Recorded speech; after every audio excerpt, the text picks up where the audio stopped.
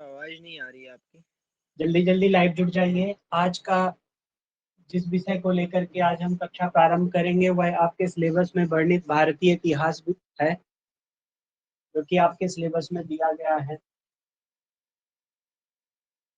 चूंकि यह अपने आप में एक बहुत बड़ा टॉपिक है, यदि भारतीय इतिहास पढ़ाया जाए तो मुझे लगता है 2 से 3 महीने का समय केवल इसी में गुजर सकता है। प्राचीन भारत, मध्यकालीन भारत, आधुनिक भारत एक अपने आप में स्वतंत्र विषय होता है। भारतीय इतिहास आप सभी लोग जानते हैं। तो इसी बारे में मैं सोच रहा था कि आखिरकार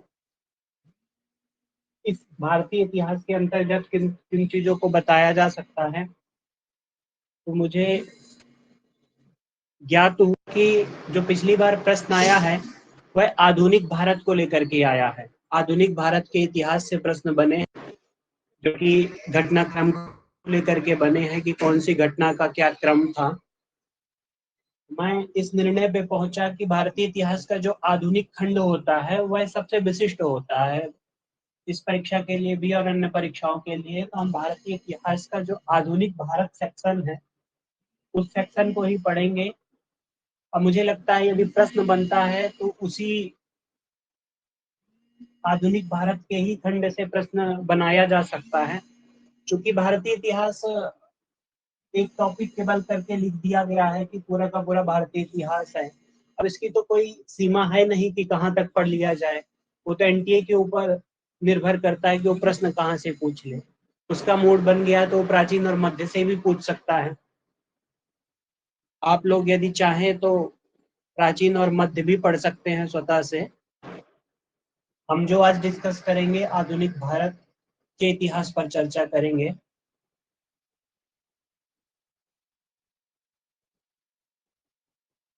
चलिए, कल का एक आध दो प्रश्न थे जिन्होंने चर्चा की थी कि वर्तमान में जो अनुच्छेद थे, अनुच्छेद को कितना माना जाए, 495 ऐसा ही कुछ किसी ने कहा था कि अनुसूचियां भी बढ़ गई हैं।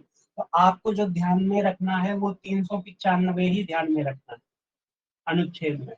यह मूल संविधान में अनुच्छेदों की संख्या थी।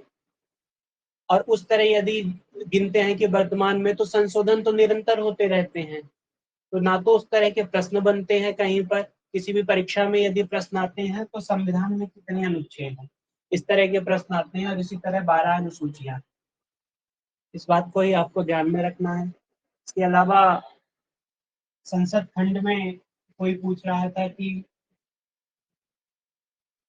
जो लोकसभा में है किसका चुनाव होता है। प्रधानमंत्री का तो जो चुनाव होता है वह सांसदों का होता है। और बहुमत दल का नेता एक शब्द है संविधान में लिखा हुआ है, बहुमत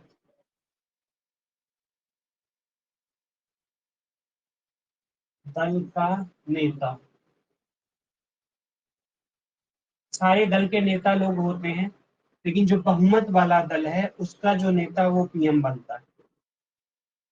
ये कुछ कुछ मूल बातें थी।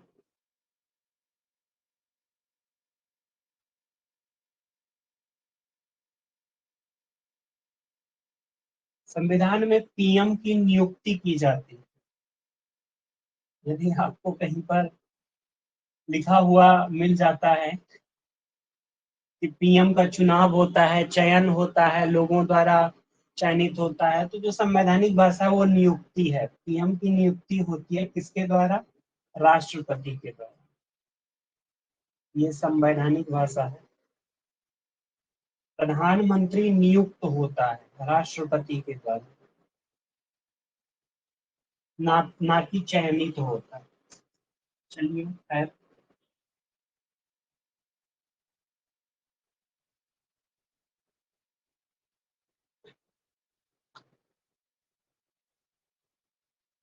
आप लोगों ने इससे पहले भी अपने स्कूल के स्तर पे या विभिन्न स्तरों पर तैयारी के दौरान भी सामान्य ज्ञान के इतिहास खंड को पढ़ा ही होगा।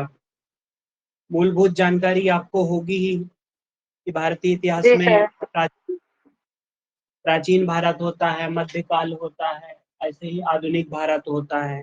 प्राचीन भारत वो पूरा पाषाण काल से लेकर के सिंधु सभ्यता, फिर वैदिक, फिर उत्तर वैदिक, फिर जैन, बौद्ध, सब आपको मालूम होगा। मौर्य पीरियड होते हुए भी, फिर मध्यकाल में आते आते सारा मध्यकाल में मेन वो सारा गुलाम वंश हो गया सारा। फिर उसके बाद होते होते कहानी मुगल तक आ जाती है। मुगल के काल में ही अंग्रेज आ जाते हैं।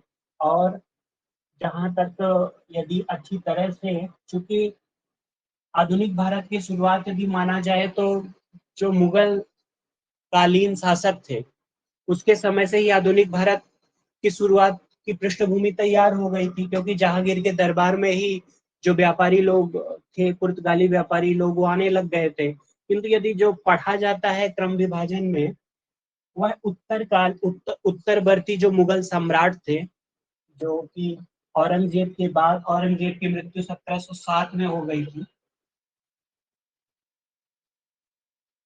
1707 के बाद में 1857 तक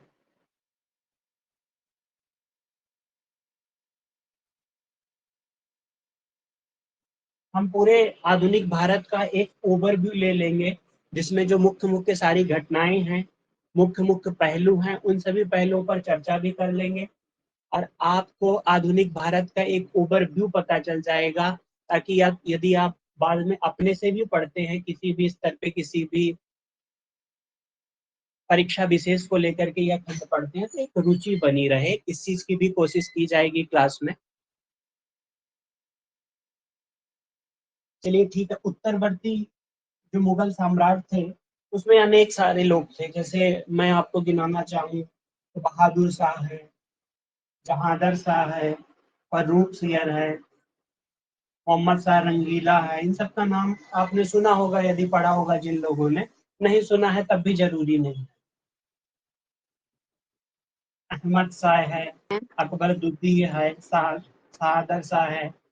ये सब राजा अनेक उत्तरवर्ती सम्राट थे जो कि एक निर्बल सम्राट माने जाते हैं। औरंगजेब के बाद इनकी जो स्थिति थी वो डामाडोल हो गई थी। तो बस ये कंपनी के ही इर्द गिर्द, उन्हीं के,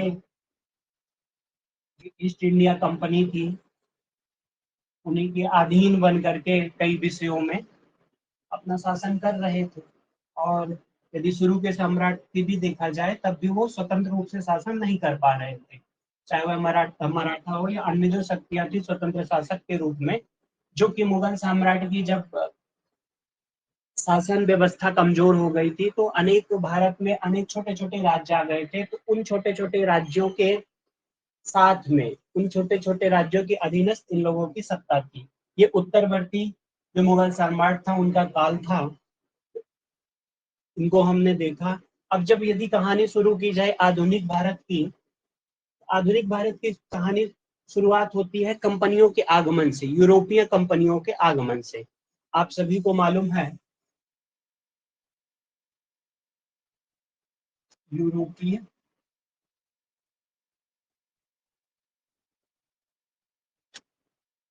आप सभी लोग नोटबुक में नोट करते जाएंगे मुख्य मुख्य घटनाओं को, मुख्य मुख्य बिंदु हैं। आगमन,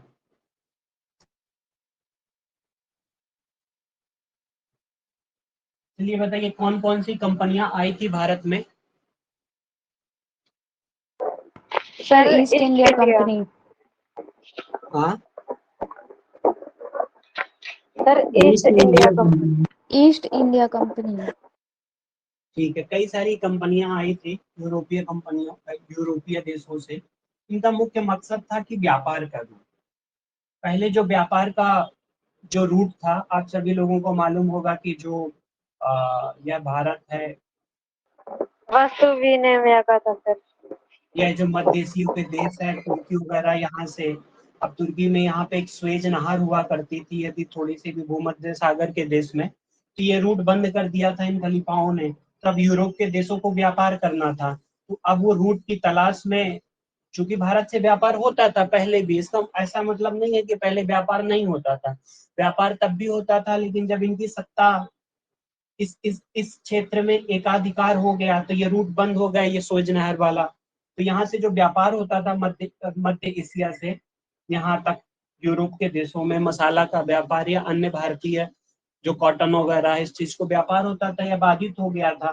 तो फिर जब यह बाधित हो गया तो नए रूट की तलाश में जो यूरोपियन सारी कंट्री हैं, फ्रांस, पुर्तगाल, ये सब आप जानते होंगे, यदि विश्व का इतिहास, विश्व का मैप आपने देखा होगा, तो ये सारे नए नए रूट से ये अफ्रीका के नीचे से यहाँ से होते हुए ये साउथ अफ्रीका है और यह इंडिया तक आए थे। तो सबसे पहली जो कंपनी थी, जो पहला व्यापारी आया था, उसका क्या नाम था? Vasco da Gama. Vasco da Gama. मुख्य रूप से जो कंपनियां आई उनका क्रम जो है, यदि कभी आपसे क्रम पूछा जाए, आपको याद रखना है, सबसे पहले पुर्तगाली आए, फिर अंग्रेज आए, फिर डच आए, फिर फ्रांसीसी आए। पुर्तगाली, अंग्रेज, आप पूरा लिख लेंगे, डच, चूंकि मैं शॉर्ट में लिखता हूँ तो उससे समय बच सके, फ्रांसीसी।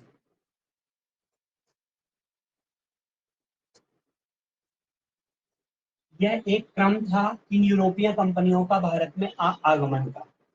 पुर्तगाली में ही 1498 में, आपको ये डेट अच्छी तरह से मालूम होगी, 1498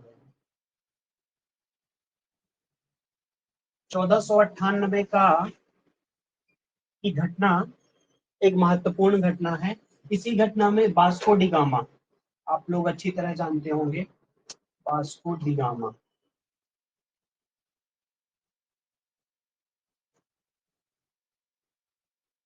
यह भारत आया था, इसका आगमन हुआ था। इसके आने का प्रयोजन मैंने समझा ही दिया। उस समय जो मुख्य प्रयोजन था भारत आने का, व्यापार था। क्योंकि सबको मालूम था कि मध्यकाल से लेकर के प्राचीन भारत से यह जो भारत व्यापारिक दृष्टि से एक उन्नत राष्ट्र माना जाता था व्यापार में, चाहे वो मसालों का व्यापार हो, अन्य चीजों का, क्योंकि मसाले वगैरह की मांग यूरोपीय देशों में बहुत सारी होती है। यूरोपीय जो देश होते हैं वह ठंडे प्रदेश होते हैं, तो वहां पर भारतीय मसालों की बहुत सारी मांग थी। और जो उनका व्यापार का क्षेत्र था वो दक्षिण भारत का, तो वहां पे दक्षिण भारत में मिर्च वगैरह और काली मिर्च वगैरह और ऐसे गरम मसालों का और भी ज्यादा उत्पादन होता था। तो वहां से तो सबसे पहले ये जो वास्को डी गामा था, कालीकट, आप यह भी लिख सकते हैं, कालीकट,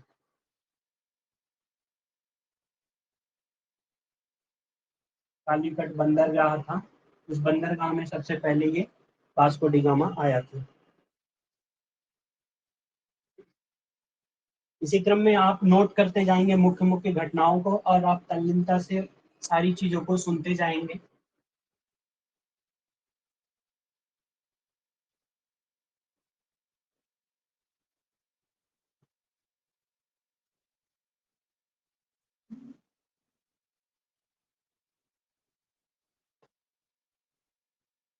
बात इसके बाद यदि बात करें तो वास्को डी गामा के बाद फ्रांसीसियों की बात करें तो इनका 1505 में एक सबसे पहले जो आगमन हुआ था, फ्रांसिस्को द अल्मेडा, ये भी एक यात्री था। पहले इसने जो पुर्तगाली ही यात्री था, जो पहले इसने अपनी फैक्ट्री बनाई थी, व्यापारिक केंद्र बनाया था, वह कोची में बनाया था, फ्रांसिस्को द अल्मेडा।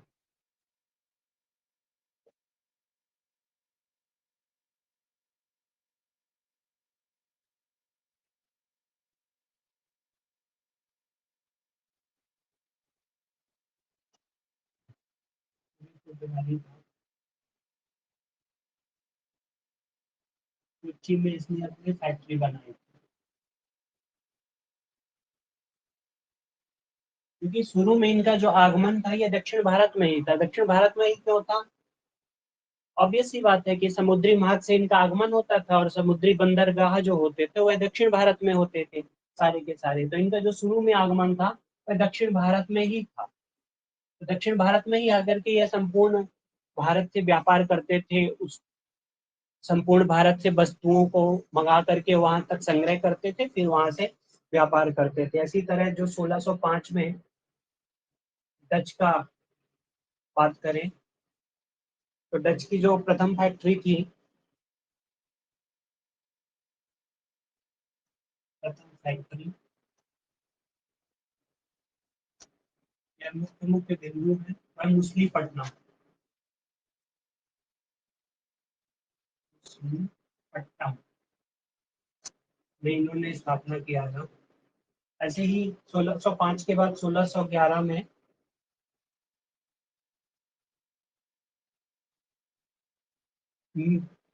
अंग्रेजों ने भी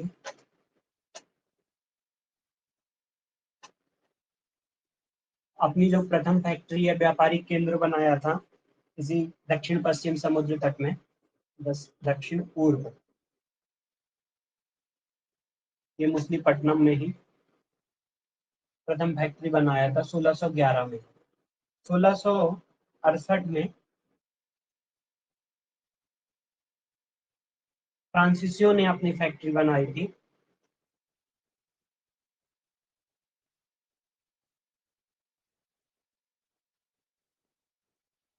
कहाँ पर? सूरत में। सूरत में इनकी फैक्ट्री थी और वो आदमी था फ्रैंको पैरो, फ्रांस का फ्रैंको पैरो। इसके द्वारा फैक्ट्री बनाई गई थी सूरत में। तो यह जो शुरू शुरू में आगमन हुआ था इन चार वैदेशिक देशों का, वैदेशिक कंपनियों का, यूरोपीय कंपनियों का, पहली पुर्तगाल थी, दूसरे अंग्रेज थे, तीसरे डच थे, चौथे फ्रांस थे। अंतिम में आपस में यह बात सत्य है कि जब एक ही जगह में चार लोगों का समान हित होगा तो समान हित होने पे संघर्ष होना लाजमी है। सभी लोगों का व्यापार ही हित था और यहाँ से व्यापार करते कम से कम 40 से 50 गुना वह लाभ कमा रहे थे। अब जब व्यापारिक हित आपस में संघर्ष का कारण बनते जा रहे थे, क्योंकि सब लोग लाभ चाहते थे कि हमारा व्यापारिक आधिपत्य हो जाए यह भारत देश में, तो हम ज्यादा से ज्यादा प्रॉफिट या लाभ कमा सकते हैं। तो फिर इन्हीं को लेकर के अनेक युद्ध भी हुए आपस में। तो आपको मालूम होगा कि तरह तरह की युद्ध हुई है, तो अंतिम में जो बचता है डच और फ्रांस, फ्रांस और अंग्रेज ही अंतिम में बचते हैं। और फ्रांस को भी अंतिम में वांडीवास युद्ध में हरा करके ईस्ट इंडिया कंपनी अंतिम रूप से अपना आधिपत्य स्थापित कर लेती है।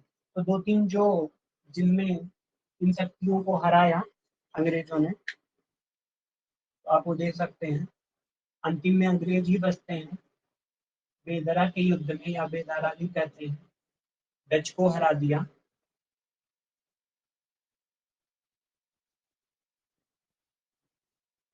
दूसरा स्वाली होल,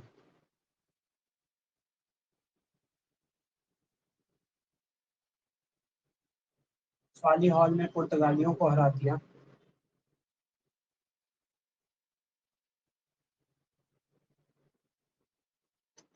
अंतिम रूप से तीसरा जो एक वांडीवास का युद्ध हुआ था,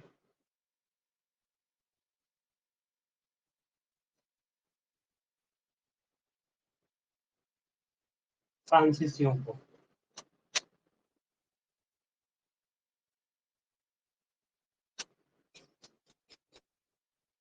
यहाँ के बाद फ्रांसीसियों को हरा के वांडी वॉस अंतिम रूप से सफाई कर दी, वॉस कर दिया। अंतिम रूप से फ्रांसीसियों को हटा करके बस एक ही सत्ता फिर बची, वो थी अंग्रेज। अंग्रेजों का आधिपत्य हो गया। व्यापार ईस्ट इंडिया कंपनी के थ्रू भारत में किया जाता था। चलिए ठीक है, कहानी को हम यहाँ तक समझ गए हैं कि यूरोपीय कंपनियां आई, विभिन्न कंपनियां आई, अपना अपना व्यापारिक हित के लिए इनका आगमन हुआ। अंतिम में जब आगमन में आपस में द्वंद्व होने लग गया, तो आपस में द्वंद्व में अंतिम रूप से अंग्रेजी सत्ता या अंग्रेजी east India company, English east India company जो थी, वो और देशों की कंपनियों को हरा करके एक अपना प्रभुत्व स्थापित कर ले। अब जब प्रभुत्व स्थापित कर लिए उसके बाद उसकी उत्कंठा और जागी कि अब चलिए ठीक है, व्यापारिक एक सत्ता हम स्थापित कर ली, अब क्यों ना भारत के जो प्रशासनिक पहलू हैं उनमें भी ध्यान दिया जाए, क्यों ना भारत में जो शासन के पहलू हैं या राज्य के, क्योंकि पहले क्या होता था कि उनको टैक्स देना होता था, चाहे मुगल सम्राट हो चाहे स्थानीय राजा लोग हों, उनको सील सिक्का या एक रेवेन्यू राजस्व दिया जाता था। तो उनको उत्कंठा बढ़ी कि और लाभ कमाने के लिए क्यों ना हम अपना ही आधिपत्य स्थापित करें या कुछ ऐसी नीतियां बनाना चालू कर दें जिससे कि हमारे यहाँ पर भी शासन होने लग जाए, जिससे हमें राजस्व न देना पड़े। जो टैक्स ये स्थानीय शासक वसूलते हैं तो वह भी न वसूला जाए। तो मैं पहले ही बताया था कि उत्तरवर्ती मुगल सम्राट में अनेक छोटे छोटे राज्य थे, चाहे वह बंगाल हो, हैदराबाद हो, मैसूर हो, अवध हो, जैसे आपने इतिहास में पढ़ा ही होगा, उन सब की चर्चा नहीं कर सकते क्योंकि समय नहीं है। ये जो छोटे छोटे राज्य थे, बंगाल उस समय एक प्रभावशाली राज्य था। मुर्शीद अली खां के बाद जो उत्तरवर्ती मुगल सम्राट के बाद उसने स्वतंत्र सत्ता स्थापित कर ली थी बंगाल में, तो सबसे जो व्यापारिक इकाई का केंद्र था उस समय बंगाल में था। तो बंगाल का ही टारगेट किया जाएगा अंग्रेजों द्वारा। अंग्रेजों का प्रभुत्व सबसे पहले दक्षिण भारत में था, तो जब वो उत्तर की ओर बढ़े, उत्तर में भी कलकत्ता में उन्होंने कंपनियां बसा ली थी। तो जो युद्ध के क्रम में हुआ, तो आप 2-3 युद्ध आपको ध्यान में रखना चाहिए इतिहास में। पहला हुआ था प्लासी का युद्ध, आपने सुना होगा। जी सर। आप बताइए प्लासी का युद्ध कब हुआ था?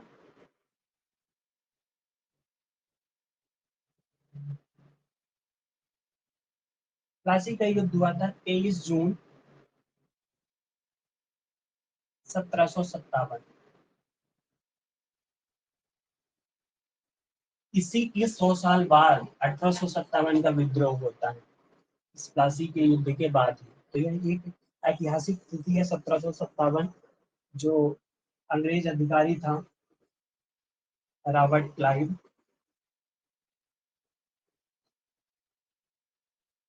और दूसरी तरफ रॉबर्ट क्लाइव अंग्रेज अधिकारी, तथा ये जो बंगाल में था यह था सिराजुद्दौला। आप सब सुने होंगे सिराज उद, उर्दू में ऐसे लिखा जाता है सिराज उद दौला। तमाम उससे पहले जो घटनाएं थी, मीर जाफर, मीर कासिम वगैरह, सब सारा चीज आपस में तंग कर रहे थे अंग्रेज अधिकारी, और इसको सिराज लग रहा था कि मैं यहाँ का शासक होने के बाद भी स्वतंत्र रूप से नहीं हूँ। तो अंतिम में इसने प्लासी का युद्ध कर दिया था, और प्लासी के युद्ध में रॉबर्ट क्लाइव के नेतृत्व में प्लासी का युद्ध हुआ था, और अंतिम रूप से रॉबर्ट क्लाइव विजयी हुआ था। उसके कई सारे कारण बताए जाते हैं, क्योंकि उनके ही सेनापति वगैरह ने धोखा दे दिया था। अंतिम रूप से रॉबर्ट क्लाइव विजयी हुआ। दूसरा एक जो इसके बाद होता है बक्सर का युद्ध। यह आधुनिक भारत में, ये जो युद्धों की चर्चा की जा रही है, आधुनिक भारत में की एक दिशा निर्धारित करने में, ऐसा हमारा मतलब हम अंग्रेजों के गुलाम हो गए, पूरे के पूरे राज्य में, भारत देश में उन्होंने कैसे एक सत्ता स्थापित कर ली, उसकी ही एक पृष्ठभूमि तैयार हो रही है। अब इसके बाद बक्सर का युद्ध हुआ। बक्सर का युद्ध, बक्सर कहाँ पर पड़ता है आप लोग बताइए? बिहार में। सब बिहार में। जो बिहार की बात इस समय हो रही है, इस समय बिहार में झारखंड भी है, इस समय बिहार में उड़ीसा का प्रदेश भी है। तो जो बिहार का जो प्रदेश है वो एक बृहद प्रदेश है। बिहार अपने आप में उस समय एक बृहद भूमि वाला क्षेत्र था, और अनेक हितों की पूर्ति करता था, देश में अनेक संसाधनों की पूर्ति करता था। जाहिर सी बात है टसल वहीं पर होगा, शक्तियों का केंद्रीकरण या फिर युद्ध उन्हीं क्षेत्रों को लेकर के होगा जिसमें संसाधन है, या जहां पे राजनीतिक हित, जहां पर विजय पा करके राजनीतिक हित सिद्ध हो सकते हैं। तो तो बक्सर का युद्ध हुआ था 1764 में। यह एक ज्वाइंट युद्ध था, इसमें एक तरफ बंगाल नवाब था। थोड़ा सा जल्दी जल्दी क्लास को समझेंगे। तथा साथ ही अवध का नवाब था।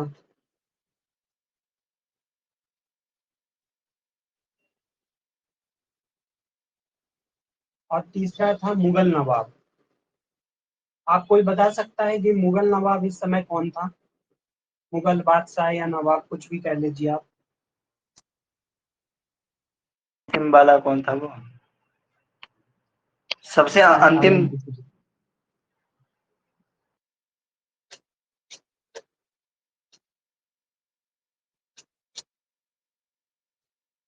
शाह आलम द्वितीय इस समय ये था, और दूसरी तरफ यही रॉबर्ट क्लाइव बाज या बनाम रॉबर्ट,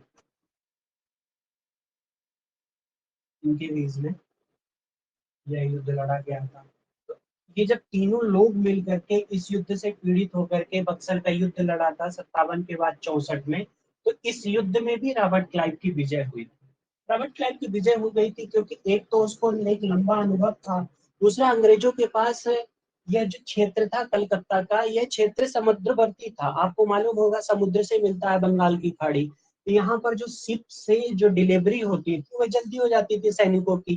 जैसे पता चलता है यहाँ विद्रोह करना है, तो दक्षिण भारत में जो सेनाएं थी तुरंत पहुंच जाती थी शिप से, सीधा बंगाल की खाड़ी होते हुए। और ये एक ट्रेंड सैनिक थे, और इनके पास संसाधन भरपूर थे, और सेनापति लोग वहां से वही लोग भेजे जाते थे यूरोपीय देशों से या ईस्ट इंडिया कंपनी द्वारा इस समय, जो कि एक कुशल होते थे, योग्य होते, तो इनकी जो नेतृत्व क्षमता होती थी वह पहले से ही ये निपुण होते थे, उसके कारण इनको हर एक युद्ध में विजय मिलती थी, संसाधनों की कोई कमी नहीं थी। तीसरा, बक्सर के युद्ध के बाद एक आप लिख लीजिए, बंगाल की संधि, इलाहाबाद की संधि भी फेमस है। इलाहाबाद की संधि इतिहास में एक अपना प्रमुख स्थान रखती है, इलाहाबाद की संधि।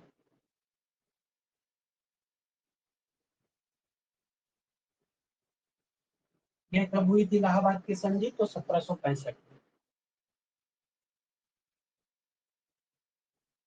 ठीक है, इसमें इस इलाहाबाद की संधि के द्वारा अंग्रेजों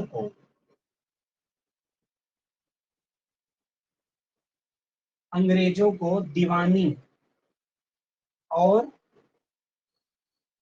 अधिकार अंग्रेजों को मिल गया था। दीवानी अधिकार, अब बताइए दीवानी अधिकार क्या होता है? कल हमने भारतीय संविधान के विषय में चर्चा की थी कि दीवानी अधिकार के बारे में, न्यायालय जमीन जो का होता है अधिकार। फौजदारी अधिकार के बारे में। भूमि बताइए। संबंधी, भूमि इत्यादि। बिल्कुल बिल्कुल, भूमि संबंधी जितने भी मामले होते हैं या राजस्व संबंधी जितने भी मामले थे, तो यह अब इलाहाबाद की संधि के माध्यम से अंग्रेजों ने जो दीवानी अधिकार तो वो अपने पास ले लिए। इनको फायदा क्या हुआ दीवानी अधिकार लेने से कि जो राजस्व कलेक्शन होता था उन पे एकाधिकार हो गया अंग्रेजों का। फौजदारी जो मामले थे, जो यहाँ के नवाब थे, उनको दे दिया गया। दे तो दिया गया, फौजदारी मामले होते हैं कि भाई आप जनता की, प्रजा के मामले को सुलझाइए, लेकिन राजस्व कलेक्शन हमारे पास रहेगा। अब जो राज्य चलता था, या जो प्रमुख सोर्स था राज्य चलने का, वो राजस्व ही था। अब उसकी वसूली अंग्रेजों के हाथ में हो गई। तो अब जिसके पास धन, जिसके पास पैसा, उसके पास सत्ता। अब शासन कैसे चलाना है, देश कैसे चलाना है, यह देखिए यहाँ से इलाहाबाद की संधि के माध्यम से जो पूरे के पूरे अधिकार था, बंगाल क्षेत्रों का जो दीवानी अधिकार था, बंगाल एक बहुत बड़ा एरिया था उस समय का, वो अंग्रेजों के पास चला गया। अब अंग्रेज लोग ही राजस्व वसूली करने लगे। दीवानी अधिकार किसका? बंगाल, बिहार और उड़ीसा का। बंगाल, बिहार और उड़ीसा।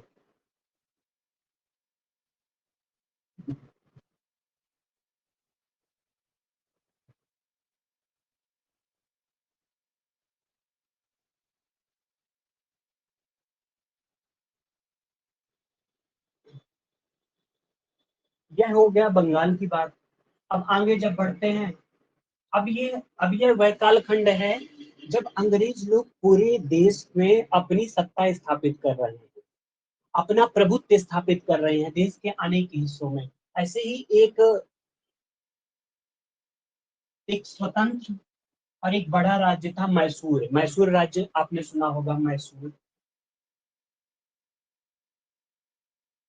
मैसूर से भी युद्ध हुए अंग्रेजों के, जो कि 4 युद्ध हुए 1767 से 1799, 1767 से 1799 तक 4 युद्ध हुए। जो पहला युद्ध हुआ था 67 से 69 तक का,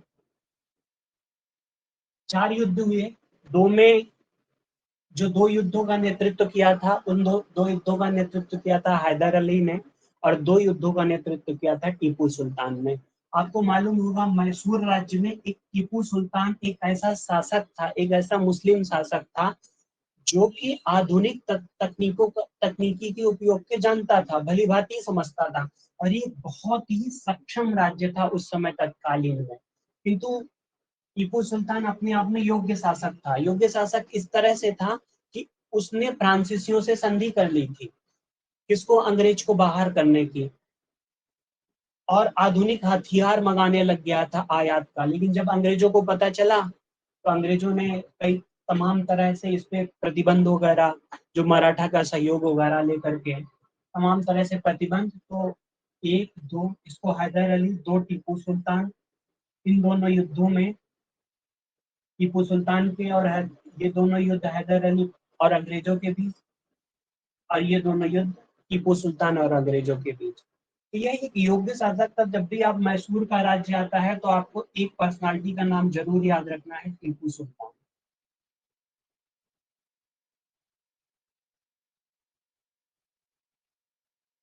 क्योंकि भारतीय इतिहास के जो पहलू हैं, भारतीय इतिहास को उसी तरह पढ़ाया जाता है, इसको इस तरह ना ले मुस्लिम शासक का हम नाम ही याद नहीं रखेंगे।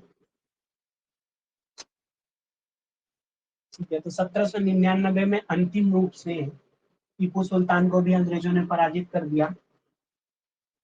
इसके बाद में मराठाओं से युद्ध चला। आप सब जानते हैं, प्रथम मराठा युद्ध, द्वितीय मराठा युद्ध, तृतीय मराठा युद्ध, 3 युद्ध चले। इनका 4, इनके 3, अंतिम रूप से अंग्रेजी विजयी हुए। सिख सिंध विजय अभियान, सिंध विजय का अभियान किया। अब देखिए, ये सारे देश के सीमाओं को जीतते जा रहे हैं, सारे देश के राज्यों को जो तक तक उस समय में स्वतंत्र शासक थे, अपनी सत्ता स्थापित कर रखी थी, और प्रमुख शक्तियों के रूप में साउथ में मैसूर, दक्षिण भारत का और पश्चिम भारत का बहुत बड़ा क्षेत्र में आधिपत्य था मराठाओं का। फिर और उत्तर गए, सिंध सिंध विजय की उन्होंने, सिखों से युद्ध जीता। फिर बात और आगे बढ़ती है तो बर्मा बर्मा प्रदेश तक उन्होंने विजय की और संधियां की। तो इस तरह से ये जीतते हुए संपूर्ण देश में लगभग उन्होंने अपना आधिपत्य स्थापित करना चालू कर दिया। कुछ कुछ जगह डायरेक्ट रूप से सीधा, कुछ जगह इनडायरेक्ट रूप से, क्योंकि आप प्रमुख जगहों में प्रमुख शासकों पर आपने विजय प्राप्त कर ली है, तो जो गौंड प्रदेश है उनमें आप इनडायरेक्ट रूप से भी सत्ता आप स्थापित कर रखे हैं। जब भी आपका माल जाएगा, कोई वसूली नहीं करेगा, या जो हम निर्धारित करेंगे दर, उसी निर्धारित दर पर हम शुल्क का अदा करेंगे। तमाम तरह से इस तरह का इनका अभियान अंग्रेजों का चलता है। 3 चीज जो इन्होंने अपने अभियान को सफल बनाने के लिए आजमाई, और उसी के कारण ये लोग अपना सत्ता स्थापित कर पाए। आप सभी लोग जानते होंगे सहायक संधि। सहायक संधि के बारे में अक्सर प्रश्न बनते हैं, और यह एक प्रमुख टूल था जिससे इनकी सत्ता स्थापित करने हो पाई। अब आप बताइए, सहायक संधि की शुरुआत किसने की थी? इंग्लिश में सब्सिडियरी अलायंस कहते हैं। एलेजली ने।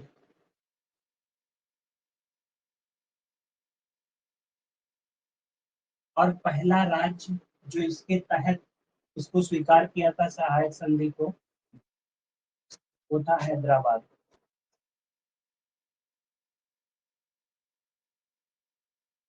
इसको भी आप इस तथ्य को भी लिख लें, क्योंकि जब भी सहायक संधि पूछेगा या तो वो शुरुआत कब की है यह पूछ सकता है, या फिर उसको पहले अपनाने वाला कौन सा राज्य था, हैदराबाद था, जो कि 1798 में सहायक संधि को अपनाया था। दूसरी थी, सहायक संधि का मतलब आपको मालूम है, हम आपकी सहायता करेंगे और सहायता इस तरह से करेंगे कि अंग्रेज अधिकारी आप में आपके राज्य में रहेगा, आपका जो सभा है उसमें एक अंग्रेज अधिकारी रहेगा, बाहर के मामले में जब वो कोई युद्ध होगा तो आप हमसे सहयोग लेंगे, बाह्य मामले में वैदेशिक मामले पर हम आपकी राय देंगे, जो आपके दरबार में या आपके जो सभा में आपके राज्य में जो अंग्रेज अधिकारी हैं उनका पे भी आप ही करोगे। तो ये सब जो टूल थे कि हमारा खर्चा भी बचेगा और हम अपनी सत्ता को भी मजबूत बनाएंगे। दूसरी थी घेरे की नीति।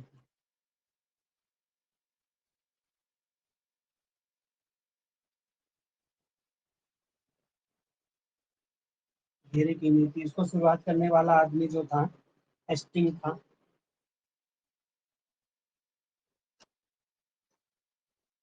इसको बफर जोन इसमें बनाए गए थे। बफर जोन मतलब एक ऐसे ऐसे जोन बना सके जगह जगह, जिससे और भी अपनी सत्ता मजबूत हो सके। तीसरा जो था व्यक्तिगत सिद्धांत था।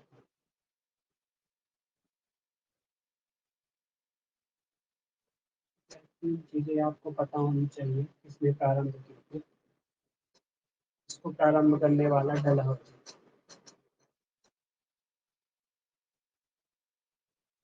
ठीक है, व्यक्तिगत सिद्धांत में डलहौजी था और इसको जो पहले अपनाने वाला था सतारा।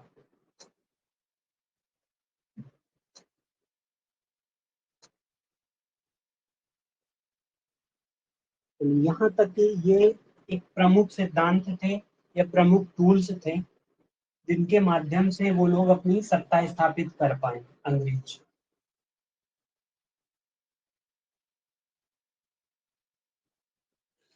सर ये सपगत का अर्थ क्या है?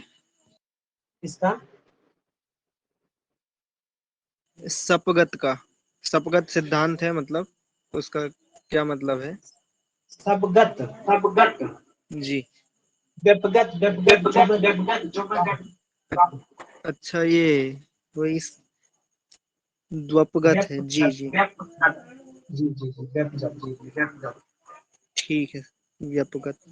सिद्धांत था। जी जी, अब समझ आ गया। अनेक था कि आपका मान लीजिए कोई यदि उत्तराधिकारी वगैरह नहीं होगा तब आपको राज्य को हड़प लिया जाएगा, या अनेक तरह से टूल व्यपगत में अपनाए गए थे। आपको जी सर। मालूम है कि उत्तराधिकारी नहीं होते थे अंग्रेजों का, तो उनको गोद वगैरह नहीं लिया जाता था। इसको करीबन जी, किया था। झांसी की रानी के साथ किया था ये। चलिए, इस तरह अंग्रेजों के मतलब आधिपत्य को अंग्रेजों ने अपने राज्य को सुदृढ़ करने के लिए तमाम टूल्स के माध्यम से, तमाम सिद्धांतों और नीतियों के माध्यम से उन्होंने लगभग सारे देश के भूखंड पे, भारत देश में अपनी सत्ता कायम स्थापित कर ली थी।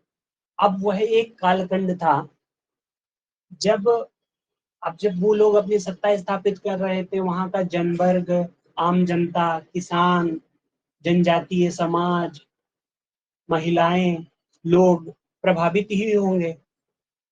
परतंत्र रूप से थे, परतंत्र रूप से जब वो अपनी सत्ता कायम स्थापित करेंगे तो अनेक तरह से नीतियां, अनेक तरह से राजस्व का भार उन पे जाएगा। तो वहां की जो आम जनता भारत की पीड़ित थी, तो एक कालखंड आता है भारतीय इतिहास में 1857 के पहले का विद्रोह। ये विद्रोह का कालखंड था, एक 1857 का विद्रोह था, उससे पूर्व का विद्रोह है 1857 के पूर्व का विद्रोह। किसी भी विषय में आपको और जानने की या और भी ज्यादा जानने की जरूरत है, आप स्वयं से भी स्वाध्याय कर सकते हैं। और इन सब विषयों में, क्योंकि मेरी क्लास का उद्देश्य यह भी है, आपके प्रश्न भी कालखंड से बनते हैं, मुख्य घटनाओं से बनते हैं, तो आप उन प्रश्नों को भी सॉल्व कर सके, साथ ही आपको एक इतिहास के प्रति एक रुचि विकसित हो पाए, जिससे आप जब अपने से भी अध्ययन करें तो एक जो टाइम लाइन है, एक कालखंड है, जो एक कालखंड है, जो घटनाएं हैं, आप उनको पहले से ही जाने रहें, जिससे आप विस्तार से पढ़ सकें। आपको मालूम होगा इस कालखंड में अनेक विद्रोह हुए थे, नागरिक विद्रोह हुए थे, किसान विद्रोह हुए थे, आदिवासी विद्रोह हुए थे, जैसे नील, पाबना, या आदिवासी में भी नील बंगाल क्षेत्र में, पाबना, संथाल, ये सब आप आदिवासी विद्रोहों का नाम आपने सुना होगा। ये तमाम तरह के विद्रोह थे जो कि पीड़ित थे और अपने अपने हितों के संघर्ष में इन्होंने विद्रोह कर दिया था। तो अब वह एक समय आ गया था 1857 से पहले का समय, जब विभिन्न वर्ग, चाहे वह किसान वर्ग हो, आदिवासी वर्ग हो, नागरिक या सामान्य नागरिक वर्ग हो, अंग्रेजों के खिलाफ विद्रोह करना प्रारंभ कर दिया था। सन्यासी विद्रोह अपने आप में फेमस है। वो जैसे जो बिहार से होंगे या झारखंड से होंगे, तो बहुत तरह हो, मुंडा, संथाल, इन सब विद्रोहों का नाम उन्होंने सुना होगा। इसके बाद जब कहानी बढ़ती है, तो जो सबसे प्रमुख विद्रोह है 1757 के प्लासी के विद्रोह के बाद 1857 का विद्रोह।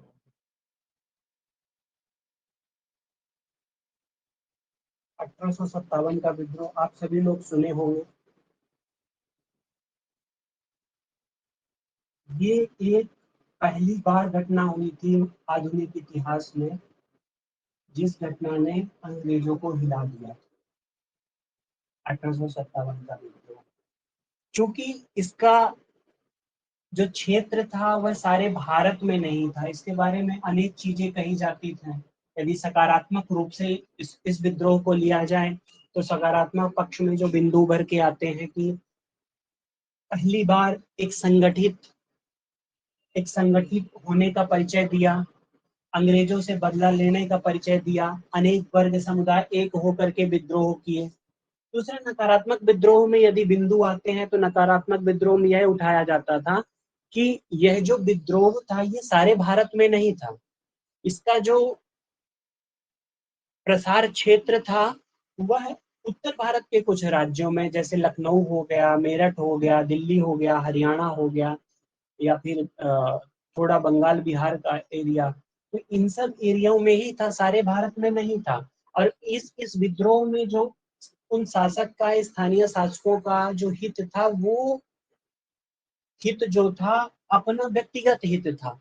अंग्रेजों ने उन पे वार कर दिया तो, या कुछ सत्ता छीन ली, तो उन्होंने वो उनके विरुद्ध विद्रोह कर दिए। तो यह बात भी कही जाती है कि यदि यह विद्रोह सफल हो जाता है, इसको भारत का प्रथम स्वतंत्रता संघर्ष के रूप में भी संज्ञा दी जाती है। और साथ ही यह कहा जाता है कि मान लीजिए यह विद्रोह सफल हो जाता, तो भारत का जो एकीकरण का नक्शा आज का है वह एकीकरण नहीं हो पाता, क्योंकि दक्षिण भारत के राज्य तो इस विद्रोह में शामिल ही नहीं थे, तो वो अपनी अलग से ही सत्ता बना करके रखते, उनके उनके हित प्रभावित नहीं हो रहे थे उस तरह, वो इस विद्रोह में शामिल नहीं हुए। तो एक अलग से विभाजित भारत का, एक सकल विभाजित भारत का परिदृश्य सामने आ जाता है यदि यह विद्रोह सफल हो जाता। यह भी बात इस विद्रोह के बारे में कही जाती है। तो इसमें जो मुख्य पॉइंट है कि जो प्रश्न में परीक्षाओं में आते हैं कि आखिरकार इनका नेतृत्व किस किसने कहा किया था, कहाँ पर, तो आप मुख्य मुख्य लिख सकते हैं। दिल्ली में जो नेतृत्व किया था वो जनरल वक्त था।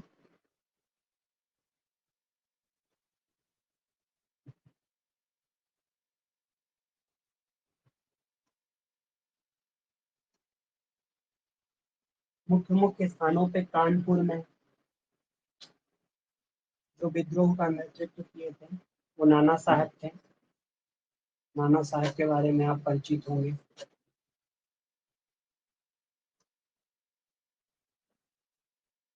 लखनऊ में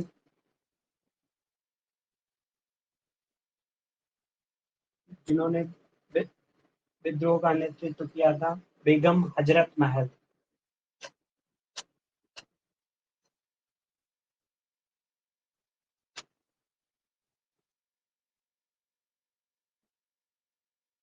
बिहार में जो लोग बिहार से बिलोंग करते हैं, बिहार प्रदेश से आते हैं, इन व्यक्तित्व के बारे में सुने होंगे। कुंवर सिंह।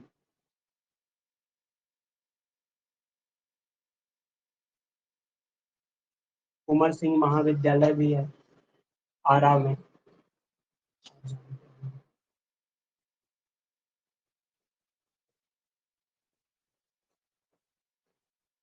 झांसी में नेतृत्व की थी रानी लक्ष्मीबाई।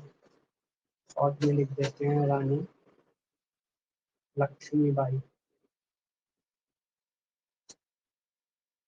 ग्वालियर में नेतृत्व किसने किया था?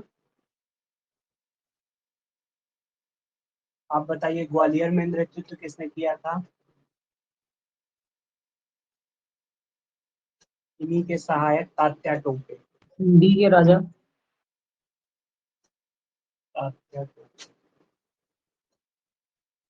इनका प्रसार क्षेत्र न केवल ग्वालियर था, अपितु एक बृहद प्रसार क्षेत्र था। ऐसे ही आप यदि लिखना चाहें तो मेरठ, यह भी एक प्रमुख स्थान था।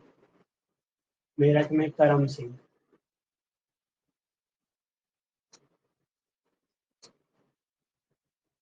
इन्होंने विद्रोह का नेतृत्व किया।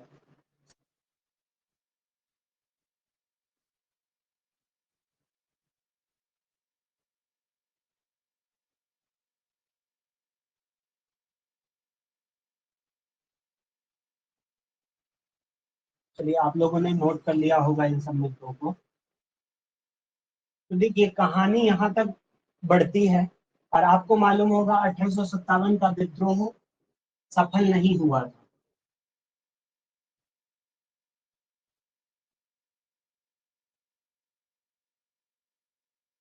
इसके पीछे अनेक पहलू थे, चाहे वह प्रशासनिक कारण हो, चाहे वह आर्थिक कारण हो, चाहे वह राजनीतिक कारण हो या अन्य कारण हो। किसी भी पहलू में यदि किसी भी पहलू का परीक्षण किया जाता है तो इन्हीं सब बिंदुओं में परीक्षण किया जाता है। उसमें कुछ राजनीतिक पहलू होते हैं, उसमें कुछ आर्थिक पहलू होते हैं, उसमें कुछ सामाजिक पहलू होते हैं, उसमें कुछ सांस्कृतिक पहलू होते हैं। तो ये सब पहलू ही होते हैं जो भी किसी भी आंदोलन के, किसी भी विद्रोह के सफलता या असफलता के कारक होते हैं। तो यह जैसे ही यह विद्रोह असफल हो गया, अब भारत की जो जनता थी, प्रबुद्ध वर्ग था, उन्होंने सोचा कि ऐसे तो बात बनेगी नहीं, कुछ कमियां हैं जो कि हम अपने देश को संगठित नहीं कर पा रहे हैं, या कुछ कमियां हैं जो कि हर एक वर्ग अंग्रेजों के खिलाफ एकजुट होकर के नहीं लड़ पा रहा है।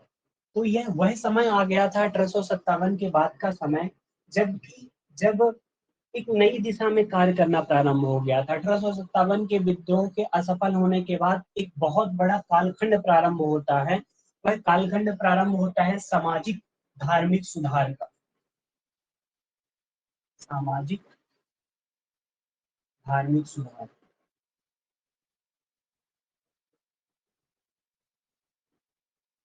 यही प्रमुख पहलू था जिसके बारे में प्रबुद्ध समाज ने, तत्कालीन जो प्रबुद्ध वर्ग था, जो पढ़ा लिखा वर्ग था, उस वर्ग ने इस चीज में ध्यान दिया कि जब तक हम इन पहलुओं में ध्यान नहीं देंगे, समाज की जो कमियां हैं, इन कमियों में ध्यान नहीं देंगे, तब तक हम एक संगठित होकर के अंग्रेजों के खिलाफ नहीं लड़ सकते हैं। और ये प्रमुख रूप से कारण है जो हमको कमजोर बना रहे हैं। तो इस पहलू में भी अनेक काम किए गए। इसके कारण मैंने आपको बता ही दिया। महिलाओं का योगदान नहीं था, आदिवासी वर्ग विद्रोह में प्रमुख रूप से योगदान नहीं कर पा रहा था, किसान वर्ग प्रमुख रूप से योगदान नहीं कर पा रहा था, उसके कारण भी प्रशासनिक हो सकते हैं, प्रशासनिक एकजुटता नहीं थी, आर्थिक हित सिद्ध नहीं हो पाते थे, आर्थिक हित भी प्रभावित हो रहे थे। तो तमाम कारण थे जो कि हमें कमजोर बना रहे थे और हम अंग्रेजों का सामना नहीं कर पा रहे थे। तो इस सामाजिक धार्मिक आंदोलन में ही सामाजिक धार्मिक सुधार के नाम से एक इतिहास में कालखंड प्रारंभ होता है और इस सुधार में अनेक संस्थाओं की स्थापना की गई, अनेक आंदोलन प्रारंभ किए गए, जिसके माध्यम से भारत का एक नया उभरता हुआ परिदृश्य सामने आया। अनेक संस्थाएं स्थापित हो गई, जैसे प्रमुख रूप से आप नोट कर सकते हैं ब्रह्म समाज। आप बताते जाइए। ब्रह्म समाज की स्थापना किन्होंने की थी? केशव चंद्र सेन। और लोग बताइए। राजा राम मोहन राय। बढ़िया, जिन्होंने राजा राम मोहन राय बोला। 1828 राजा राम मोहन राय।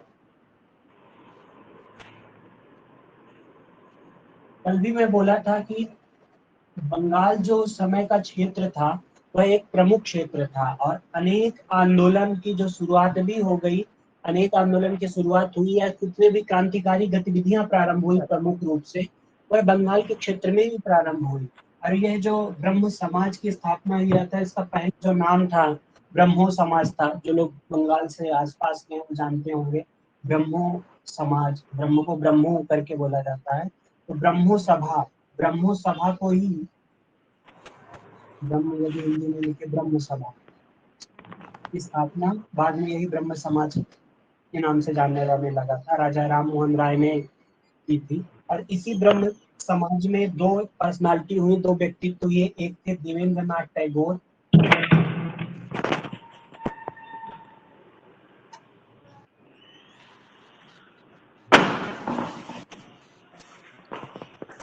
जिन्होंने ब्रह्म समाज को एक आगे बढ़ाया। तत्वबोधि सभा वगैरह से ये पहले संबंधित थे, बाद में जब ये ब्रह्म समाज से जुड़े तो ब्रह्म समाज एक नई ऊंचाइयों की ओर बढ़ने लग गया। और एक थे केशव चंद्र सेन। केशव चंद्र सेन यह एक ऐसा व्यक्तित्व था जिसकी छवि एक अंतरराष्ट्रीय व्यक्तित्व वाली थी। जब इन्होंने बागडोर संभाली ब्रह्म समाज के, तब वो ब्रह्म समाज एक अग्रणी रूप से उभर करके आए। खुले विचारों वाले थे, अंतरराष्ट्रीय इनकी पहचान थी और इनको सराहा भी जाता था। इनकी जो टेक्निक्स थी ब्रह्म समाज के विचारों को फैलाने की, वह एक और लोगों से हटके थी।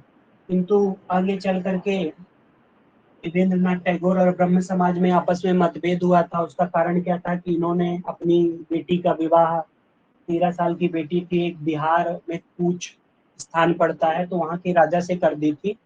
और राजा से जो शादी की थी वो वैदिक कर्मकांड के माध्यम से वगैरह की थी। और ब्रह्म समाज उसी वैदिक कर्मकांड का ही विरोध करता है, जैसा कि आप जानते हैं।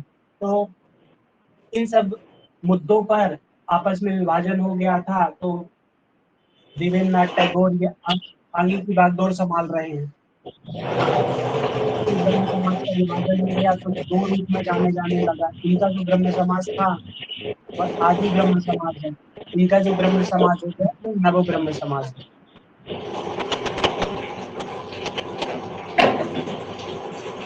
इन सब चीजों को पहली बार सुन रहे हैं तो यह भी पहली है, आप इन सब चीजों पर भी ध्यान देंगे। ये बताइए बागडोर समाज सर आवाज कैसी आ रही जिसका भी साउंड, अमित जी आपके साउंड में जो आवाज आ रहा है आप उसको बंद कर लीजिए। और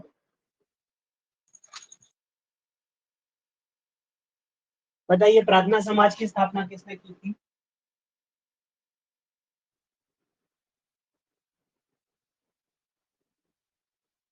जो भी आपको जानकारी है वो बताइए। आत्माराम।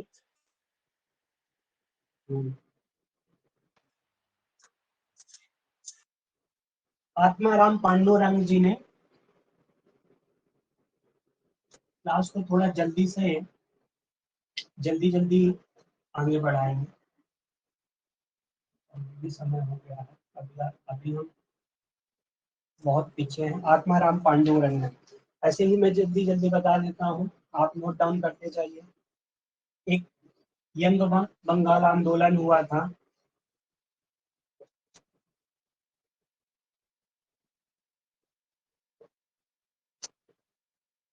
जिस इस आंदोलन को प्रारंभ करने वाले जो व्यक्तित्व थे उनका नाम था हेनरी बेबियन डेरिजियो।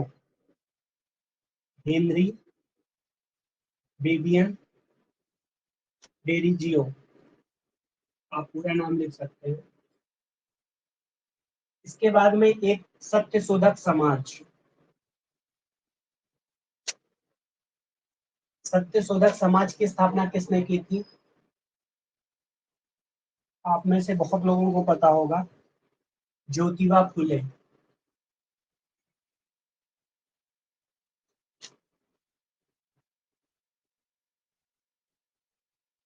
ज्योतिबा फुले जो कि एक माली जनजाति से थे और इन्होंने गुलामगिरी के विरुद्ध एक आंदोलन छेड़ा था। इसके बाद में the servant of India society थी जो कि गोखले जी ने प्रारंभ की थी, आप उसको भी लिख सकते हैं। इसके बाद में रामकृष्ण आंदोलन था जो कि प्रमुख रूप से था, रामकृष्ण आंदोलन। इसको प्रारंभ करने वाले बताइए कौन थे? परमहंस जो सभा थी, परमहंस मठ थे, उनकी स्थापना की थी रामकृष्ण परमहंस ने, परमहंस मठ की स्थापना रामकृष्ण परमहंस। और आगे जो रामकृष्ण मिशन है, आप अच्छी तरह से जानते हैं, उनको प्रारंभ करने वाला व्यक्ति थे स्वामी विवेकानंद।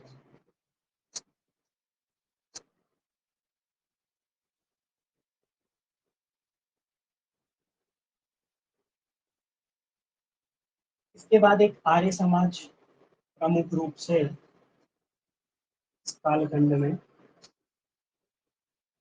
तो आप सभी को पता होगा, स्वामी दयानंद सरस्वती जी।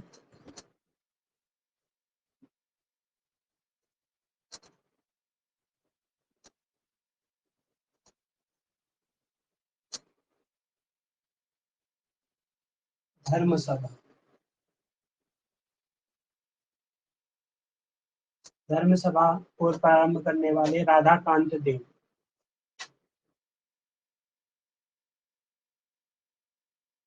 इस तरह के तमाम आंदोलन इस कालखंड में प्रारंभ हुए थे जो सामाजिक सुधार आंदोलन थे।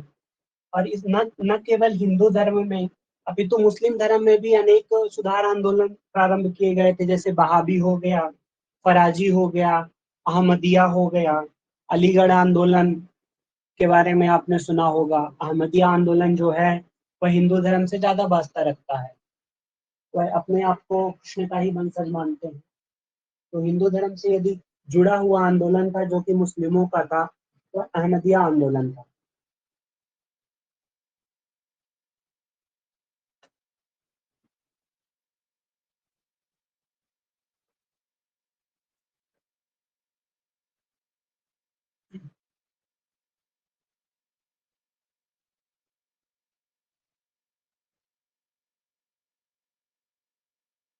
चलिए, इसके बाद जब कहानी और बढ़ती है, अब कालखंड शुरुआत हो जाता है आधुनिक राष्ट्रवाद का। आधुनिक राष्ट्रवाद, यहाँ से आपके विशिष्ट रूप से प्रश्न बन सकते हैं। थोड़ा सा उल्टा लिखा जा रहा है, ध्यान दीजिएगा। आधुनिक राष्ट्रवाद का प्रारंभ हो जाता है और कांग्रेस के गठन से पूर्व भी कुछ संस्थाएं बनती हैं अनेक जगहों पे, चाहे वह मैसूर में हो या बंगाल में हुई। लेकिन प्रमुख रूप से 1885 में कांग्रेस की स्थापना कब हुई थी? 1885 में इंडियन नेशनल कांग्रेस। स्थापना किसने की थी? AO Hume.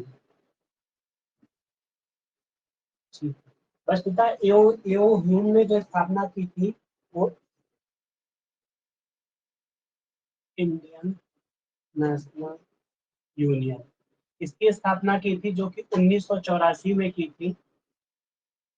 और यही संस्था बाद में 1985 में INC के रूप से, इंडियन नेशनल कांग्रेस के रूप से प्रसिद्ध हुई।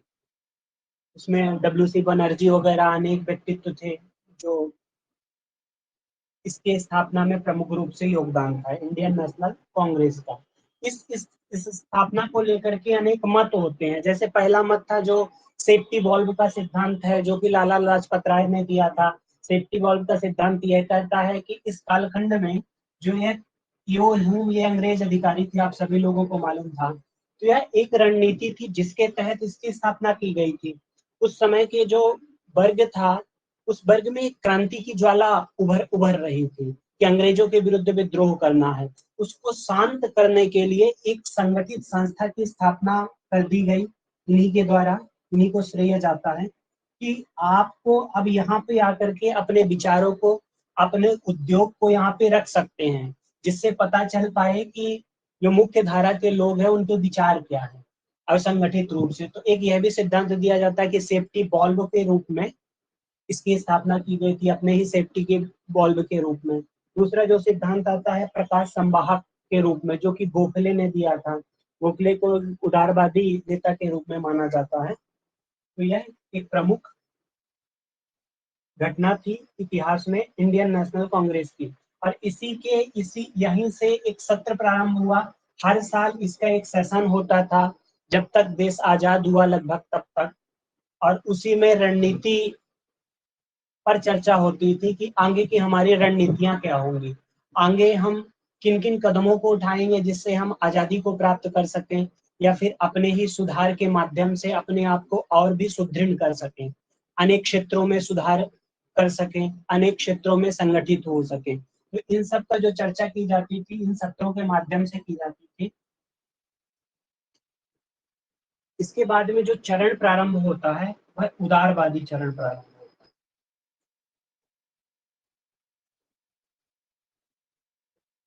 उदारवादी चरण का जो समय है 1885 से लेकर के 1905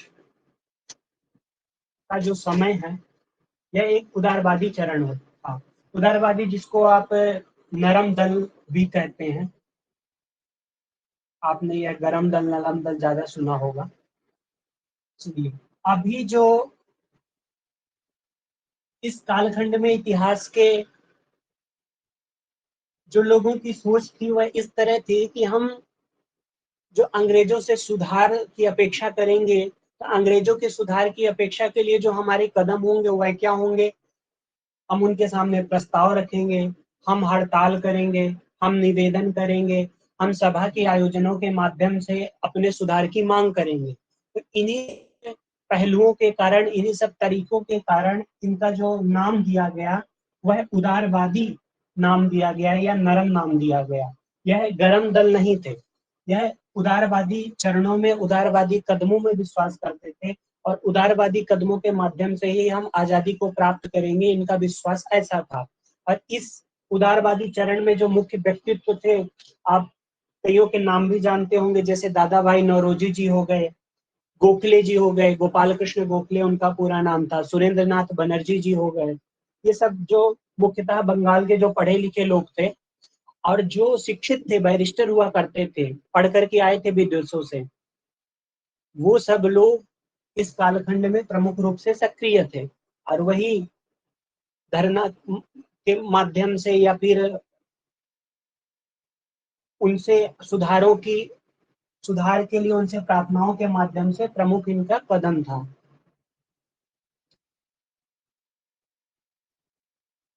इसके बाद में जो कालखंड प्रारंभ होता है 1905 से 1909 का, वह कालखंड प्रारंभ होता है उग्र राष्ट्रवाद।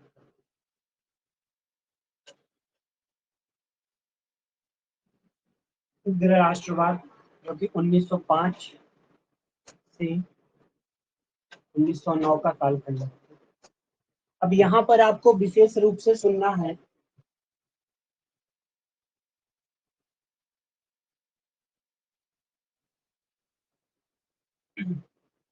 देखिए, जब कहानी 20वीं सदी की प्रारंभ हो गई तो यह जो सीधा सीधा अब हमारी क्रांति की ओर की रास्ता हम आधुनिक भारत में बढ़ चुके हैं। अब यह वह कालखंड आ गया है जब हम विभिन्न रूप से अब इसके पीछे एक बैकग्राउंड में और घटनाएं सब चल रही हैं। गुप्त संस्थाओं की, गुप्त संस्थाएं भी सक्रिय हैं।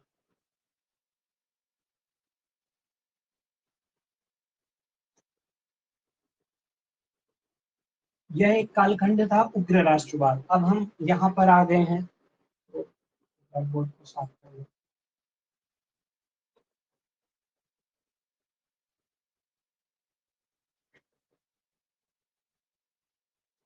आपको मालूम होगा जो गवर्नर जनरल वो करजन था 1902 से 1903 के कालखंड में, और उसकी अनेक ऐसी नीतियां थी, जैसे भारतीय विश्वविद्यालय अधिनियम हो गया, तमाम तरह से कलकत्ता कारपोरेशन एक्ट हो गया, तमाम तरह से वह प्रतिबंध लगा रहा था और कि भारतीय जनता पे प्रतिबंध लगा करके अनेक तरह से प्रतिबंधित कर रहा था। इसी कालखंड में जो एक घटना होती है 1903 में, बंगाल विभाजन की घटना, विभाजन की घोषणा।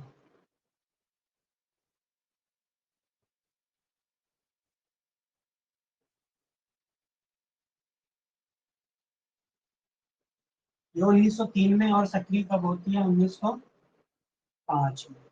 यहाँ पर घोषणा की जाती है कि हम बंगाल विभाजन करेंगे। 1905 में बंगाल विभाजन अप्लाई कर दिया जाता है, बंगाल विभाजन पूर्णतः कर दिया जाता है, 2 भागों में बांट दिया जाता है। यह एक बहुत बड़ी घटना थी आधुनिक भारत की बंग भंग। तो इसके जो खिलाफ में अब जो चल रहा है, जैसे ही 1903 में इसकी घोषणा की गई कि हम बंगाल विभाजन करेंगे, उसके पीछे जो इनका तर्क दिया गया कि बंगाल की आबादी बहुत सारी है, लगभग 70 मिलियन की आबादी थी, तो उसका प्रशासन वगैरह सही से नहीं चल पा रहा था। यह अंग्रेजों का तर्क था उसके पीछे, लेकिन जो वास्तविक मकसद था वह 2 भागों में विभाजित करके जो क्रांति उत्पन्न हो रही थी बंगाल में, उसको शांत करना था। इसके विरोध में जो आंदोलन चले, आपने सुना होगा स्वदेशी आंदोलन।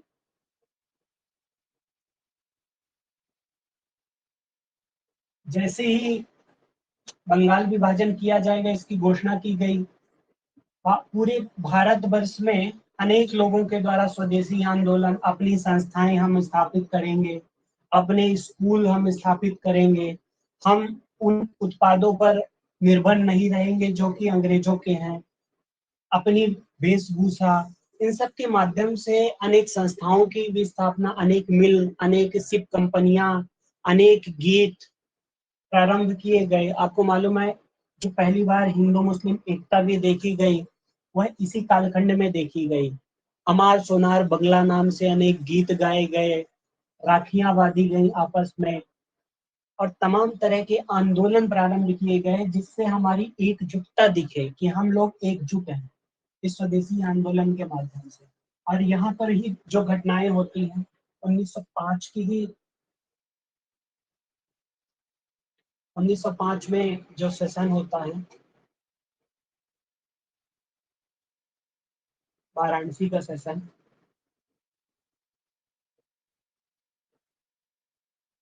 जिसकी अध्यक्षता किसके पास होती है? गोखले के पास।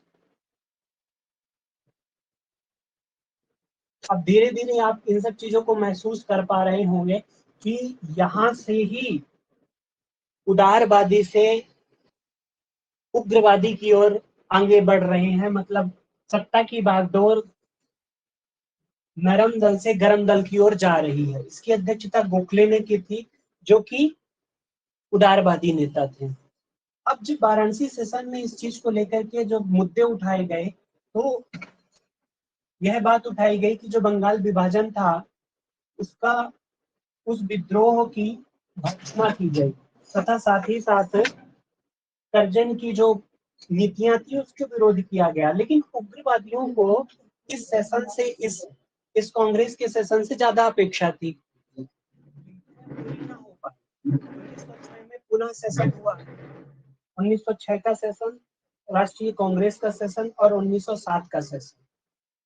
अच्छा, आप लोग बता दीजिए थोड़ा 10-15 मिनट की क्लास, जिससे ये आधुनिक भारत की जो मुख्य घटनाएं हैं उनको पूरा किया जा सके।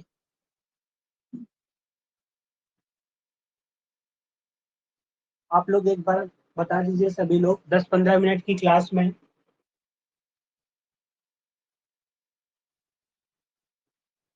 जिससे कि आधुनिक भारत का जो है कालखंड है, मुख्य घटनाएं पूरी हो सके। कृपया आप लोग जवाब दे दीजिए। जी गुरुजी। जी सर। चलिए ठीक है, आपको भी मजा आ रहा होगा इसको पढ़ते हुए। गुरुजी आज पहली बार ही पढ़ रहे हैं। चलिए ठीक है, पहली बार पढ़ रहे हैं और अच्छी बात है। 1906 में जो सेशन होता है वह कलकत्ता में सेशन होता है। कलकत्ता में सेशन होता है जिसकी अध्यक्षता की थी नौरोजी ने। मैं शॉर्ट में लिख रहा हूँ। दादा भाई नौरोजी इनका पूरा नाम था। और यहाँ पर सबसे पहली बार स्वराज्य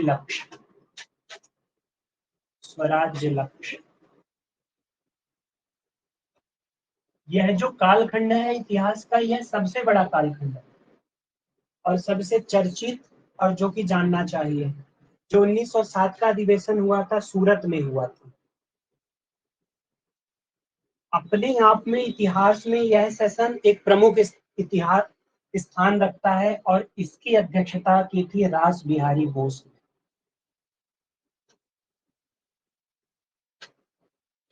रास बिहारी बोस। और इसमें जो प्रमुख घटना हुई थी इस सेशन में, इस सत्र में, वह था गरम नरम विभाजन।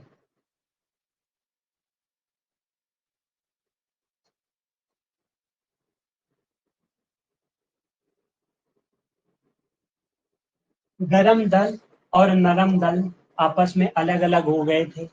गरम दल को अब विश्वास नहीं था कि तुम्हारी शांतिवादी नीतियों से हमें आजादी मिलेगी, तो उन्होंने अपना नया संगठन, अपने नए तरीकों को आजमाना चालू कर दिया। और वे रास बिहारी बोस अपने आप में एक उग्र और एक गरम दल से संबंधित नेता थे।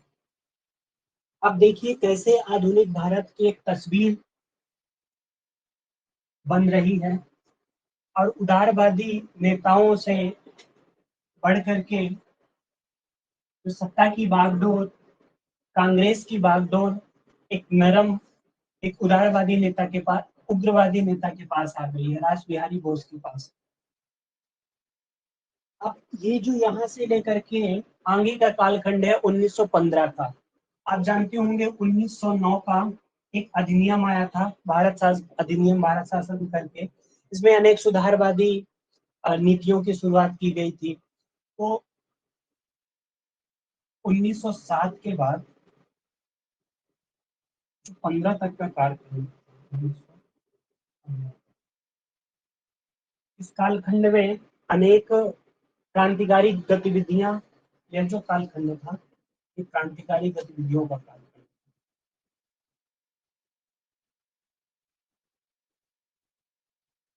चाहे वह बंगाल में हो, चाहे वह देश के विभिन्न हिस्सों में हो, चाहे वह महाराष्ट्र में हो, अनेक महिलाओं के द्वारा, युवाओं के द्वारा, महाविद्यालयों के छात्रों के द्वारा, नेताओं के साथ मिलकर के अनेक प्रकार की गतिविधियों की अंजाम दिया जाता था।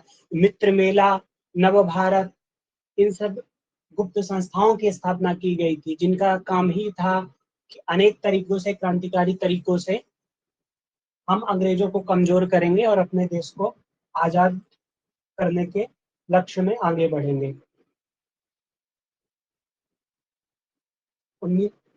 यह वह कालखंड था। यह एक अपने आप में अलग सेक्शन है, लेकिन यहाँ से ज्यादा प्रश्न नहीं बनते। क्रांतिकारी गतिविधियों का कालखंड था जो गुप्त रूप से, अप्रत्यक्ष रूप से अंग्रेजों के खिलाफ अनेक घटनाओं को अंजाम दिया गया था। पहला विश्व युद्ध प्रारंभ हो गया था, फर्स्ट वर्ल्ड वॉर। कब से कब तक? 1914 से 1918 तक, यह भी कालखंड था। एक प्रमुख घटना 1911 की हुई थी, बंगाल विभाजन रद्द। जो बंगाल विभाजन कब किया गया था? 1905 में। बंगाल विभाजन रद्द। अब बंगाल जो राजधानी थी बंगाल, पहले कैपिटल, उसको दिल्ली स्थानांतरित कर दिया गया। यह मुख्य घटनाएं थी इस कालखंड की। अब जो मुख्य घटनाएं सबसे प्रारंभ होती हैं,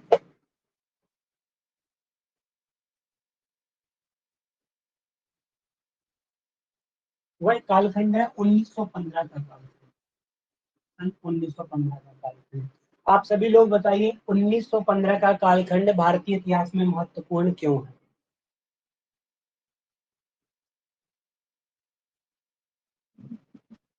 अफ्रीका से गांधी जी भारत आए गुरुजी दक्षिण अफ्रीका से। बिल्कुल बिल्कुल सही बात है। इस 1915 के कालखंड में गांधी जी का आगमन हुआ।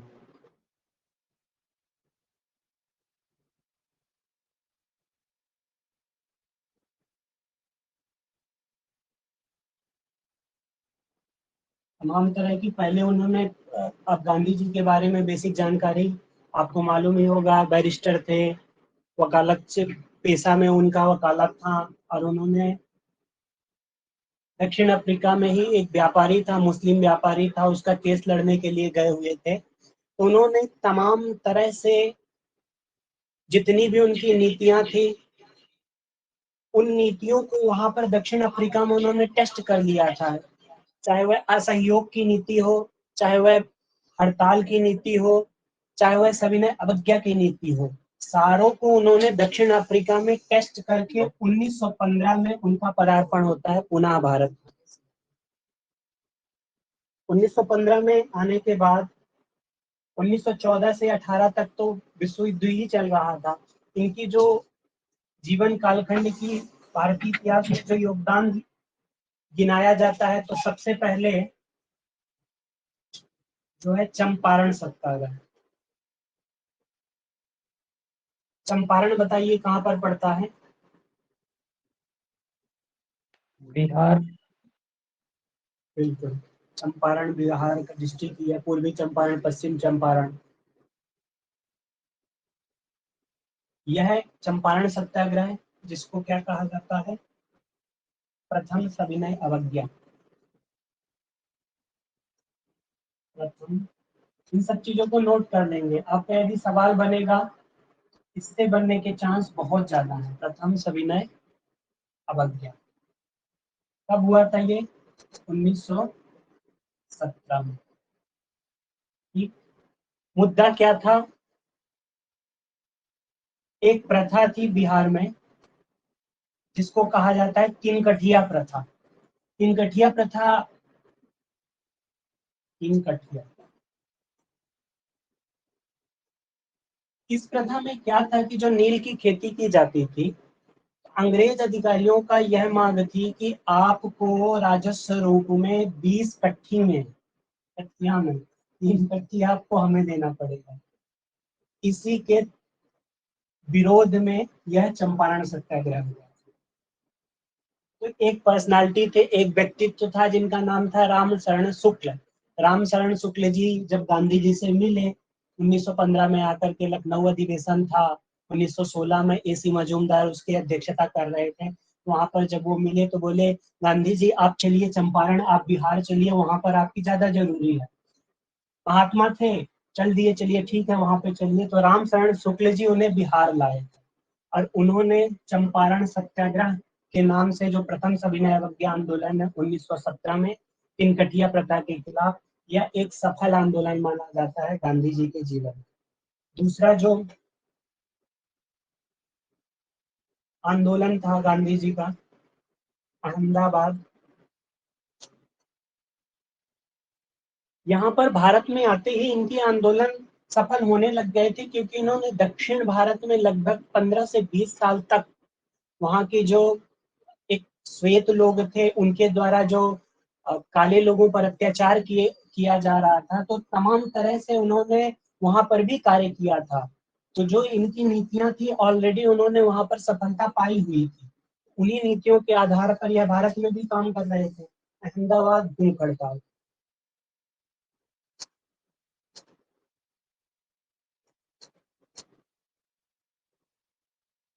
प्रथम भूख हड़ताल थी जो कि 1918 की घटना है। यह मुद्दा क्या था? तो प्लेग बोनस, प्लेग बीमारी होती है।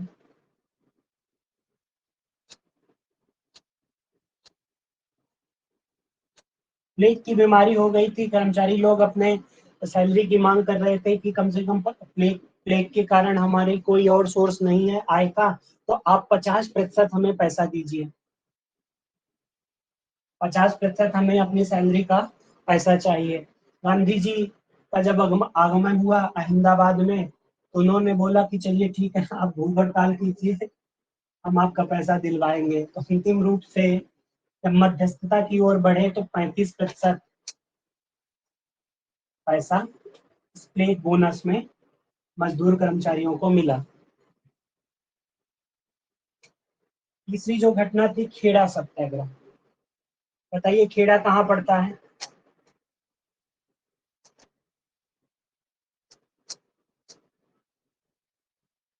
आप लोग बताइए खेड़ा कहाँ पड़ता है?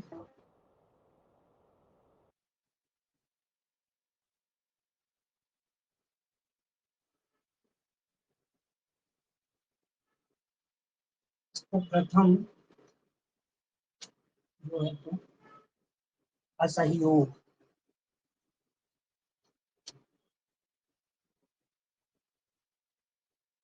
के रूप में जाना जाता है। दुर्भिक्ष यानी कि अकाल वगैरह पड़ गया था, तो अकाल वगैरह पड़ने से वहां के जो कर्मचारी लोग थे उनकी फसल बर्बाद हो गई थी। आम किसान की फसल बर्बाद हो गई थी, फिर भी जो राजस्व मांगा जा रहा था तो उसके खिलाफ कि हम राजस्व कैसे देंगे जब दुर्भिक्ष हमारी फसल ही बर्बाद हो गई थी, तो उसको माफ करने के लिए यह आंदोलन प्रारंभ किया गया था, जो कि सफल हुआ।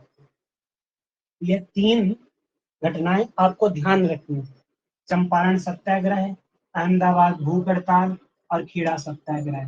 गांधी जी के जीवन की ये शुरुआत की प्रथम 3 घटनाएं थी जो कि सफल।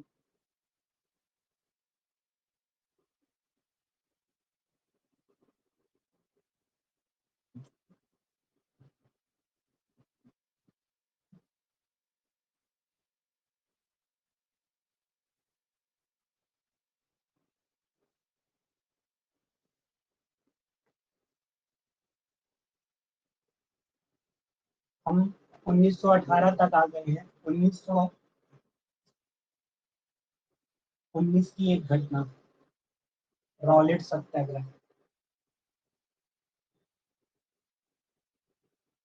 रॉलेट सत्याग्रह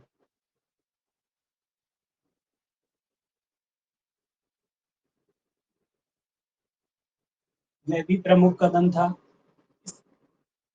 इसमें कारण क्या था कि एक रॉलेट एक्ट बनाया गया था।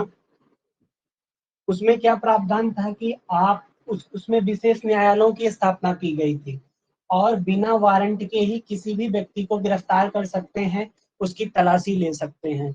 ऐसा एक, चूंकि अब यह वही कालखंड था जब लोगों में क्रांति की ज्वाला भड़क रही थी, तो उसके खिलाफ अब अंग्रेज सत्ता को कुछ ऐसे कानून तो लाने थे जिसके बेस पे जो क्रांतिकारी लोग थे या जैसे इन गतिविधियों को जो अंजाम दे रहे थे उनको बिना किसी सबूत को, बिना किसी कारण के ही हम गिरफ्तार कर सके। एक रॉलेट एक्ट लाया गया था, उसके खिलाफ जो सत्याग्रह हुआ था, आंदोलन हुआ था, वो रॉलेट सत्याग्रह के नाम से जाना जाता है। भारतीय इतिहास में यह घटना भी प्रमुख स्थान रखती है। चलिए ठीक है, सत्याग्रह। 1919 की एक घटना और थी, जलियांवाला बाग हत्याकांड।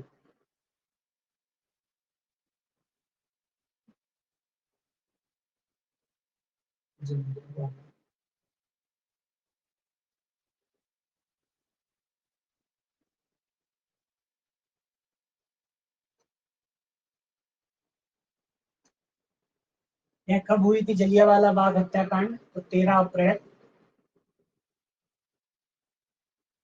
1919। ठीक है, अमृतसर में आप सभी को मालूम है मुद्दा यह हुआ था कि जब सत्याग्रह का आंदोलन चल रहा था तो यहाँ पर दो व्यक्तित्व थे। पहले व्यक्तित्व थे सैफुद्दीन किचलू, दूसरे व्यक्तित्व थे डॉक्टर सत्यपाल।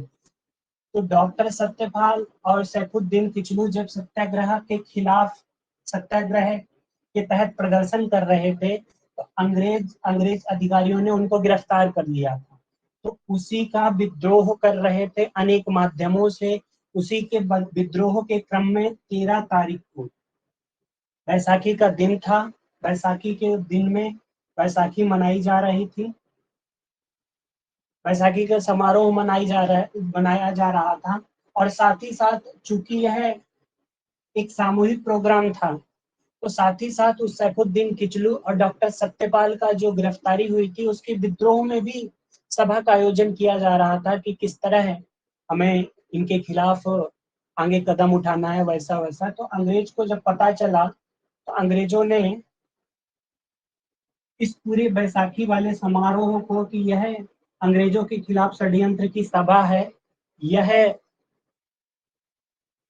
इस तरह से मान करके इसको ट्रीट किया गया। और एक जनरल डायर था, इसने गोली चलाने का आदेश दे दिया गया, इसके द्वारा आदेश दिया गया। और इस जलियांवाला स्थान में, इस पूरी सभा में, इस डायर के आदेश के बाद जो अंग्रेज अधिकारी थे, एकदम कहा जाता है कि जितने गेट थे, तीन तरह से एग्जिट गेट थे। तीनों एग्जिट गेटों में अंग्रेज अधिकारी गोलियों से तड़ातड़ बरसा करते रहे और जितने भी लोग थे, बहुत सारे लोग लगभग शहीद हो गए और बहुत सारे लोग, यदि कुआं वगैरह था उसमें अब जान बचाने के लिए कूद गए। और जान बचाने के कूदने के क्रम में बहुत सारे लोगों की मृत्यु उसी कूदने से ही हो गई। तो यह भारतीय इतिहास में एक बहुत बड़ी घटना थी, जलियांवाला बाग हत्याकांड। आपको और पढ़ना हो तो इसके बारे में आप विशेष रूप से भी पढ़ सकते हैं। सर आज यहीं रोक दीजिए आप।